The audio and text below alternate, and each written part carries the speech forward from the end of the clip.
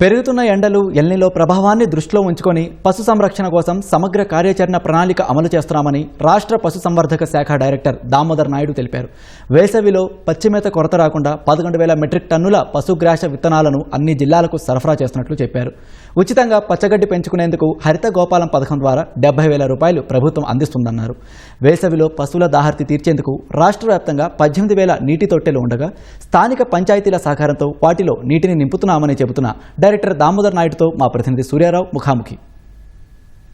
రాష్ట్రంలో ఎండలు మండిపోతున్నాయి. ఎక్కడ చూసినా వేసవి పరితాపం అయితే కనిపిస్తుంది. మనుషులకే కాదు పశు పక్షాదులు కూడా ఈ బారిన పడుతున్నాయి. అయితే రాష్ట్రంలో పశుసంవర్ధక శాఖ ఈ వేసవిని తట్టుకునేందుకు పశువులకు భరోసాగా ఉండేందుకు యాక్షన్ కార్యాచరణ ప్రణాళిక అయితే ప్రారంభించింది. మనతో పాటు పశుసంవర్ధక శాఖ సంచాలకులు దామోదర్ నాయుడు మనతో పాటు ఉన్నారు. ఆయన అడిగి మరిన్ని వివరాలు తెలుసుకుందాం.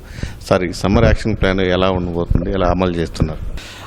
ఎల్నినో ప్రభావాన్ని దృష్టిలో ఉంచుకొని పెరుగుతున్న ఎండల తీవ్రత దృష్ట్యా మనం పశువులకు తీసుకోవాల్సిన చర్యల గురించి రైతులకి మేము ఎప్పటికప్పుడు సూచనలు అందజేస్తున్నాము.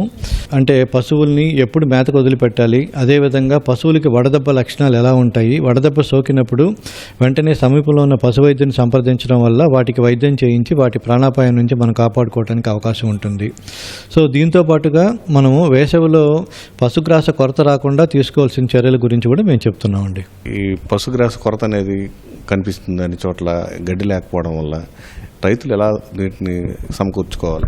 మన ఆంధ్రప్రదేశ్ రాష్ట్రంలో మామూలుగా పేరాగడ్డి అంటే జున్నుగడ్డి అంటుంటారు. అవి కాలువల గట్ల తరపున కాలువల గట్ల మీద ఎక్కువగా మనకి గడ్డి మనకు విరివిగా అందుబాటులో ఉంటుందండి. దీంతో పాటుగా రైతులు కోయంబత్తూరు వెరైటీ, నేపేరు వెరైటీ గడ్డిని పెంచుకోవటం అలవాటు.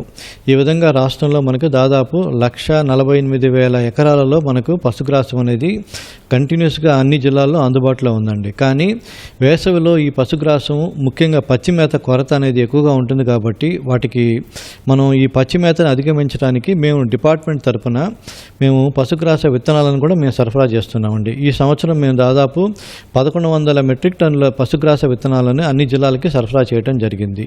దీంతో పాటుగా మనకి రాష్ట్ర ప్రభుత్వము పచ్చిగడ్డి పెంచుకోవటానికి భూమి ఉన్న పేద రైతులు ఎవరైతే ఉన్నారో వాళ్ళకి అరెకరం నుంచి ఎకరం వరకు 2 నుంచి 5 పశువులు ఉన్న వాళ్ళకి, అదేవిధంగా ఎక్కువ పశువులు ఉండి ఎవరైనా వాళ్ళు సమిష్టిగా గ్రూపుగా ఏర్పడితే 5 ఎకరాల వరకు పెంచుకోవడానికి కూడా ఉచితంగా పశుగ్రాసాన్ని పెంచుకోవడానికి హరిత గోపాలం అనే పథకం ద్వారా మనకి పంచాయతీరాజ్ డిపార్ట్మెంట్ వాళ్ళు ఈ పథకాన్ని అమలు చేస్తున్నారండి.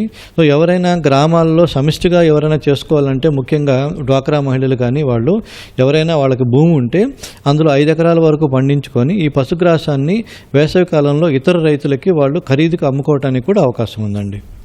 నీటి సమస్య అనేది వేసవిలో కనిపిస్తుంది.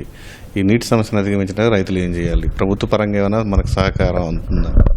పశువులు మేతకు వెళ్ళినప్పుడు తాగటానికి పెద్ద పశువులు కానీ చిన్న పశువులు కానీ నీళ్లకి ఇబ్బంది లేదు. అయినా కూడా రాష్ట్ర ప్రభుత్వం రైతుల సంక్షేమాన్ని అదేవిధంగా పశువుల సంక్షేమాన్ని దృష్టిలో పెట్టుకొని మనకున్న 28 జిల్లాల్లో దాదాపు 18,000 నీటి తొట్లను నిర్మించడం జరిగింది.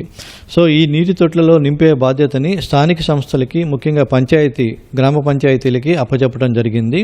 పశువుల సంఖ్య తగ్గట్లుగా ఆసుపత్రులు లేవు. కొత్తగా ఏమైనా ఆసుపత్రులు ఏమైనా మనం ఏర్పాటు చేసే అవకాశం ఉందా రాష్ట్రంలో? ఎక్కడెక్కడ ఆసుపత్రులని రీసెంట్గా ముఖ్యమంత్రి గారి సూచనల ప్రకారంగా మేము రీఆర్గనైజేషన్ చేయాలనే ఆలోచన కూడా ప్రభుత్వానికి ఉందండి. సో దీన్ని ఉన్న పశువుల సంఖ్యను దృష్టిలో పెట్టుకొని మాకున్న సిబ్బంది హాస్పిటల్స్ అంటే ఇతర రాష్ట్రాలతో పోల్చుకుంటే మనం మెరుగైన పరిస్థితిలోనే ఉన్నాము. వేసవి పరితాపం లేకుండా, నీటి ఎద్దడి లేకుండా చూస్తున్నామని, అలాగే దానా కానీ పశుగ్రాసం కానీ ఇబ్బంది లేకుండా ఒక ప్రణాళికంగా చర్యలు చేపట్టినట్లు చెప్తున్నారు. అలాగే ఖాళీగా ఉన్న పోస్టులను భర్తీ చేస్తున్నామని ఆగస్టులో, అలాగే కొత్త ఆసుపత్రులు కూడా మంజూరు చేస్తున్నామని చెప్తున్నారు. కెమెరామెన్ సాయితో సూర్య, ఈటీవీ న్యూస్, విజయవాడ.